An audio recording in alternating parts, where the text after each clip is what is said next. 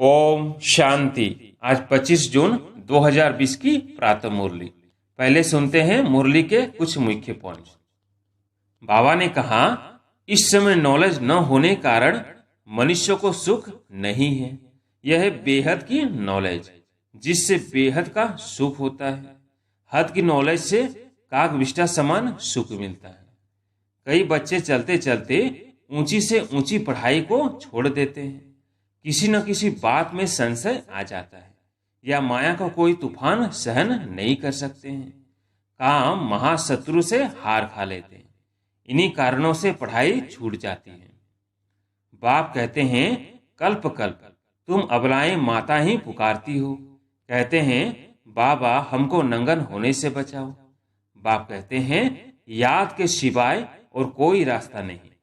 याद से ही बल आता जाएगा। माया बलवान की ताकत कम होती जाएगी, फिर तुम छूट जाएंगे। फिर आगे बाबा ने कहा, वास्तव में तुम बच्चे सच्चे सच्चे महावीर हनुमान हो, क्योंकि तुम योग में इतना रहते हो जो माया के भल कितने भी तूफान आए लेकिन तुम्हें हिला नहीं सकते। और लास्ट में बाबा ने कहा, जो अकलमंद बच्चे हैं वह सहजी सब बातों को समझकर दूसरों को पढ़ाने लग पड़ेंगे। वो फौरन निर्णय लेंगे कि उस पढ़ाई से क्या मिलता है और इस पढ़ाई से क्या मिलता है, क्या पढ़ना चाहिए। अब मुरली सुनते हैं विस्तार से। मीठे बच्चे, बेहद के सुखों के लिए तुम्हें बेहद की नॉलेज मिलती है। तुम फिर से राजयोग की शिक्षा से राजाई ले रहे हो। प्रश्न, तुम्हारा ईश्वरीय कुटुंब किस बात में बिल्कुल ही निराला है? उत्तर, इस ईश्वरीय कुटुंब में कोई 1 रोज का बच्चा है, कोई 8 रोज का, लेकिन सब पढ़ रहे हैं। बाप ही टीचर बनकर अपने बच्चों को पढ़ा रहे हैं। यह निराली बात। आत्मा पढ़ती है, आत्मा कहती है बाबा। बाबा फिर बच्चों को 84 जन्मों की कहानी सुनाते हैं। गीत है दूर देश का रहने वाला। ओम शांति। वृक्षपतिवार, उसका नाम रख दिया है बृहस्पतिवार। यह त्योहार आदि तो वर्ष वर्ष मनाते हैं। तुम हर हफ्ते बृहस्पति डे मनाते हो। वृक्षपति अथवा इस मनुष्य सृष्टि रूपी झाड़ का जो बीज रूप है, चैतन्य है, वही इस झाड़ के आदि मध्य अंत को जानते हैं। और जो भी वृक्ष है वह सब जड़ होते हैं। यह है चैतन्य। इनको कहा जाता है कल्प वृक्ष। इनकी आयु है 5000 वर्ष और यह वृक्ष 4 भाग में है। हर चीज 4 भाग में होती है। यह दुनिया भी 4 भाग में है। अब इस पुरानी दुनिया का अंत है। दुनिया कितनी बड़ी है, यह ज्ञान कोई भी मनुष्य मात्र की बुद्धि में नहीं है। यह है नई दुनिया के लिए नई शिक्षा, और फिर नई दुनिया का राजा बनने के लिए अथवा आदि सनातन देवी देवता बनने के लिए शिक्षा भी नहीं है। भाषा तो हिंदी ही है। बाबा ने समझाया है, जब दूसरी राजाई स्थापन होती है तो उनकी भाषा अलग होती है। सतयुग में क्या भाषा होगी, सो बच्चे थोड़ा थोड़ा जानते हैं। आगे बच्चियां ध्यान में जाकर बतलाती थी। वहां कोई संस्कृत नहीं है। संस्कृत तो यहाँ है ना, जो यहाँ है वह फिर वहां नहीं हो सकती। तो बच्चे जानते हैं, यह है वृक्षपति। उनको फादर रास्ता भी कहते हैं झाड़ का। यह है चैतन्य बीज रूप। वह सब होते हैं जड़। बच्चों को सृष्टि के आदि मध्य अंत को भी जानना चाहिए ना। इस समय नॉलेज न होने कारण मनुष्यों को सुख नहीं है। यह है बेहद की नॉलेज, जिससे बेहद का सुख होता है। हद की नॉलेज से कागविष्टा समान सुख मिलता है। तुम जानते हो, हम बेहद के सुख के लिए अभी पुरुषार्थ कर रहे हैं। फिर से अक्षर सिर्फ तुम सुनते हो। तुम ही फिर से मनुष्य देवता बनने के लिए यह राजयोग की शिक्षा प्राप्त कर रहे हो। यह भी तुम जानते हो। ज्ञान का सागर बाप निराकार है। निराकारी तो बच्चे आत्माएं भी हैं, लेकिन सबको अपना अपना शरीर है। इनको अलौकिक जन्म कहा जाता है। और कोई मनुष्य ऐसे जन्म ले नहीं सकते जैसे यह लेते हैं, और इनकी भी वानप्रस्थ अवस्था में प्रवेश करते हैं। बच्चों अर्थात आत्माओं को सम्मुख बैठ समझाते हैं, और कोई आत्माओं को बच्चे बच्चे कह न सके। कोई भी धर्म वाला हो जानते हैं शिव बाबा हम आत्माओं का बाबा है, वह तो जरूर बच्चे ही कहेंगे। बाकी कोई भी मनुष्य आत्मा को ईश्वर नहीं कह सकते, बाबा नहीं कह सकते।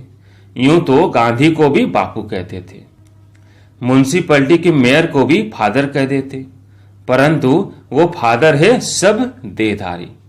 तुम जानते हो हमारी आत्माओं का बाप हमको पढ़ाते हैं।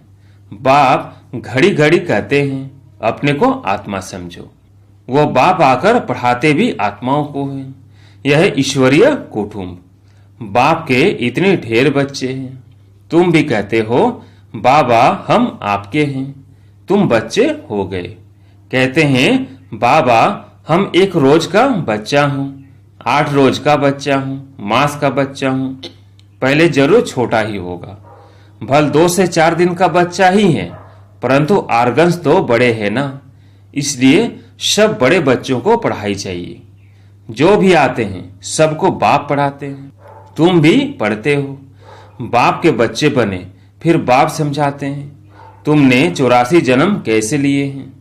बाप कहते हैं मैं भी बहुत जन्मों के अंत में इनमें प्रवेश करता हूं और फिर पढ़ाता हूं। बच्चे जानते हैं यहां हम बड़े ते बड़े टीचर के पास आए हैं, जिससे ही फिर ये टीचर्स निकले हैं, जिनको पंडे कहते हैं।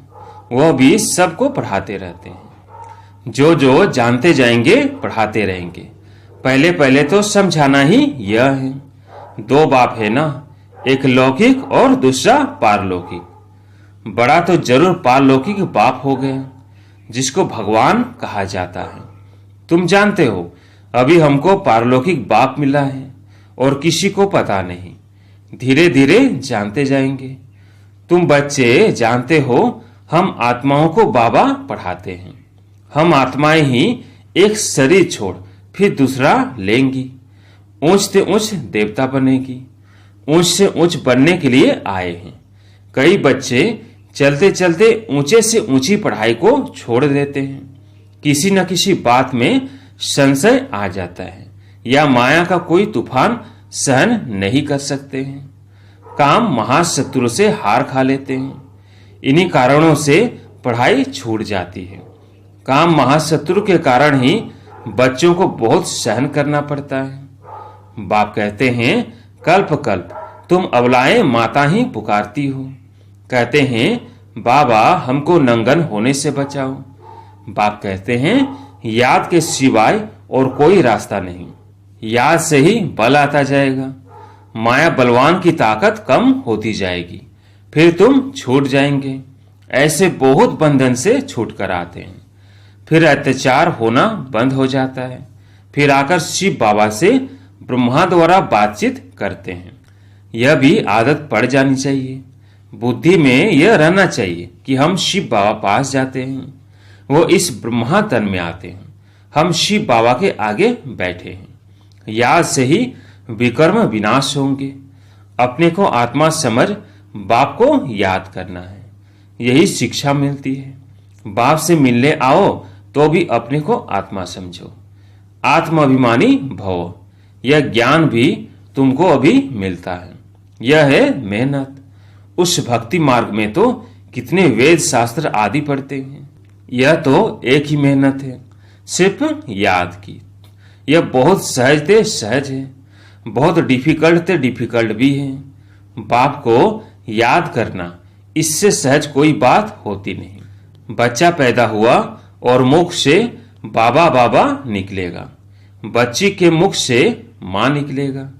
आत्मा ने फीमेल का शरीर धारण किया है, फीमेल मां के पास ही जाएगी। बच्चा अक्सर करके बाप को याद करता है क्योंकि वर्षा मिलता है। अभी तुम आत्मा तो सब बच्चे हो, तुमको वर्षा मिलता है बाप से। आत्मा को बाप से वर्षा मिलता है याद करने से। देह अभिमानी होंगे तो वर्षा पाने में मुश्किलात होगी। बाप कहते हैं मैं बच्चों को ही पढ़ाता हूँ। बच्चे भी जानते हैं हम बच्चों को बाप पढ़ाते हैं। यह बातें बाप के सिवाय कोई बता न सके। उनके साथ ही भक्ति मार्ग में तुम्हारा प्यार था। तुम सब आशिक थे उस मासूक के। सारी दुनिया आशिक है एक मासूक की। परमात्मा को सब परम पिता भी कहते हैं। बाप को आशिक नहीं कहा जाता। बाप समझाते हैं तुम भक्ति मार्ग में आशिक थे, अभी भी है बहुत, परंतु परमात्मा किसको कहा जाए इसमें बहुत मूंझते हैं। गणेश हनुमान आदि को परमात्मा का एकदम सूत मुझा दिया है। सिवाय एक के कोई ठीक कर न सके, कोई की ताकत नहीं। बाप ही आकर बच्चों को समझाते हैं। बच्चे फिर नंबरवार पुरुषार्थ अनुसार समझते हैं और समझाने के लायक बनते हैं। राजधानी स्थापन हो रही है। हूबहू कल्प पहले मिसल तुम यहाँ पढ़ते हो। फिर प्रारब्ध नई दुनिया में पाएंगे। उनको अमरकंटक कहा जाता है। तुम काल पर विजय पाते हो। वहां कभी अकाले मृत्यु होती नहीं। नाम ही है स्वर्ग। तुम बच्चों को इस पढ़ाई में बहुत खुशी होनी चाहिए। बाप की याद से बाप की प्रॉपर्टी भी याद आएगी। सेकंड में सारे ड्रामा का ज्ञान बुद्धि में आ जाता है। मूल वतन, सूक्ष्म वतन, स्थूल वतन, 84 का चक्र, बस यह नाटक सारा भारत पर ही बना हुआ है। बाकी सब है बाय प्लॉट। बाप नॉलेज भी तुमको सुनाते हैं। तुम ही ऊंच से ऊंच फिर नीच बने हो। डबल सिरताज राव और फिर बिल्कुल ही रंक। अब भारत रंक भिखारी है। प्रजा का प्रजा पर राज्य है। सतयुग में था डबल सिरताज, महाराजा महारानी का राज्य। सब मानते हैं आदिदेव ब्रह्मा को नाम बहुत दिए हैं। महावीर भी उनको कहते हैं। महावीर हनुमान को भी कहते हैं। वास्तव में तुम बच्चे ही सच्चे सच्चे महावीर हनुमान हो, क्योंकि तुम योग में इतना रहते हो जो माया के भल कितने भी तूफान आए लेकिन तुम्हें हिला नहीं सकते। तुम महावीर के बच्चे महावीर बने हो क्योंकि तुम माया पर जीत पाते हो। 5 विकार रूपी रावण पर हर एक जीत पाते हैं, एक मनुष्य की बात नहीं। तुम हर एक को धनुष तोड़ना है, अर्थात माया पर जीत पानी है। इसमें लड़ाई आदि की कोई बात नहीं। यूरोप वासी कैसे लड़ते हैं? भारत में कौरवों और यौवनों की लड़ाई है। गाया भी हुआ है, रक्त की नदियां बहती हैं, दूध की भी नदियां बहेगी। विष्णु को क्षीर सागर में दिखाते हैं।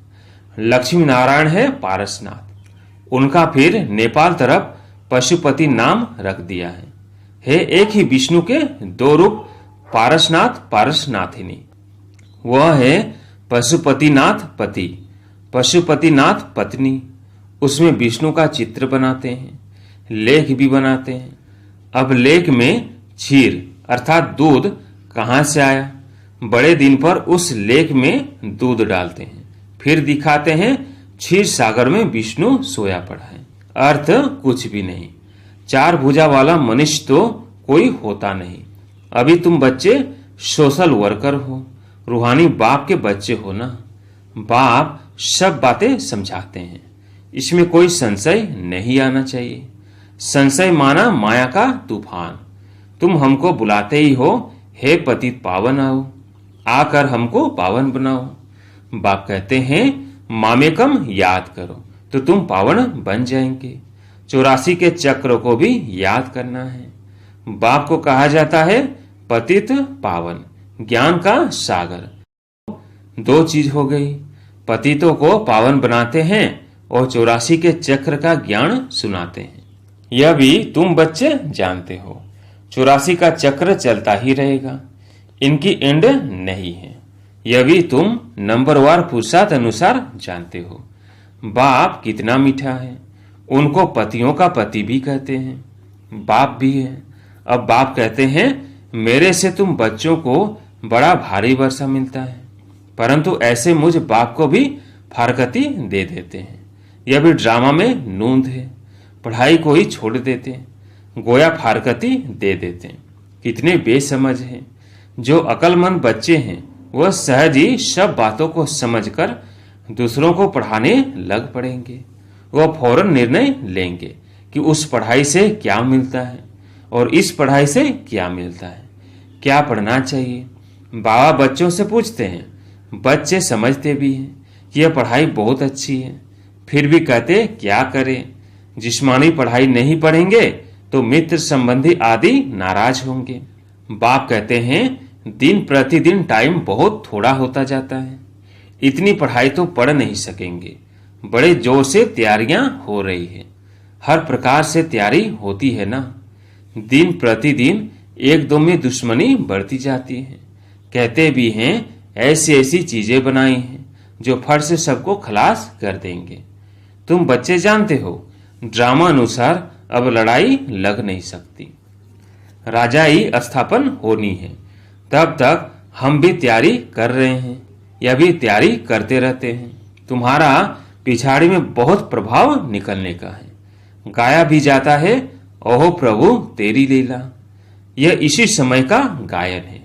यह भी गाया हुआ है तुम्हारी गतिमति न्यारी, सब आत्माओं का पाठ न्यारा है। अभी बाप तुमको श्रीमत दे रहे हैं कि मामेकम याद करो तो विकर्म विनाश होंगे। कहाँ श्रीमत, कहाँ मनुष्यों की मत। तुम जानते हो विश्व में शांति सिवाय परमपिता परमात्मा के कोई कर न सके। 100% पवित्रता, सुख, शांति 5000 वर्ष पहले मुआफिक ड्रामा अनुसार स्थापन कर रहे हैं। कैसे? सो आकर समझो। तुम बच्चे भी मददगार बनते हो। जो बहुत मदद करेंगे वो विजय माला के दाने बन जाते। जो बहुत मदद करेंगे वो विजय माला के दाने बन जाते। तुम बच्चों के नाम भी कितने रमणीक हैं, वो नाम ही लिस्ट एल्बम में रख देनी चाहिए। तुम भट्टी में थे, घर बार छोड़ बाप के आकर बने, एकदम भट्टी में आकर पड़े। ऐसी पक्की भट्टी थी जो अंदर कोई आ न सके। जब बाप के बन गए तो फिर नाम जरूर होनी चाहिए। सब कुछ सरेंडर कर दिया, इसलिए नाम रख दिए। वंडर है ना, बाप ने सबके नाम रखे। अच्छा, मीठे मीठे सिकिलदे बच्चों प्रति माता पिता बाप दादा का याद प्यार और गुड मॉर्निंग। रूहानी बाप की रूहानी बच्चों को नमस्ते। हम रूहानी बच्चों की रूहानी बाप दादा को याद प्यार गुड मॉर्निंग नमस्ते नमस्ते। धारणा के लिए मुख्य सार। पहला, किसी भी बात में संशय बुद्धि नहीं बनना है। माया के तूफानों को महावीर बन पार करना है। ऐसा योग में रहो जो माया का तूफान हिला न सके। दूसरा, अकलमंद बन अपनी जीवन ईश्वरीय सेवा में लगानी है। सच्चा सच्चा रूहानी सोशल वर्कर बनना है। रूहानी पढ़ाई पढ़नी और पढ़ानी है। वरदान, संकल्प रूपी बीज को कल्याण की शुभ भावना से भरपूर रखने वाले विश्व कल्याणकारी भव। संकल्प रूपी बीज को कल्याण की शुभ भावना से भरपूर रखने वाले विश्व कल्याणकारी भव। जैसे सारे वृक्ष का सार बीज में होता है, ऐसे संकल्प रूपी बीज हर आत्मा के प्रति, प्रकृति के प्रति शुभ भावना वाला हो। सर्व को बाप समान बनाने की भावना, निर्बल को बलवान बनाने की, दुखी अशांत आत्मा को सदा सुखी शांत बनाने की भावना का रस व सार हर संकल्प में भरा हुआ हो। कोई भी संकल्प रूपी बीज इस सार से खाली अर्थात व्यर्थ न हो, कल्याण की भावना से समर्थ हो, तब कहेंगे बाप समान विश्व कल्याणकारी आत्मा। स्लोगन, माया के झमेले से घबराने के बजाय परमात्म मेले की मौज मनाते रहो। अच्छा, ओम शांति।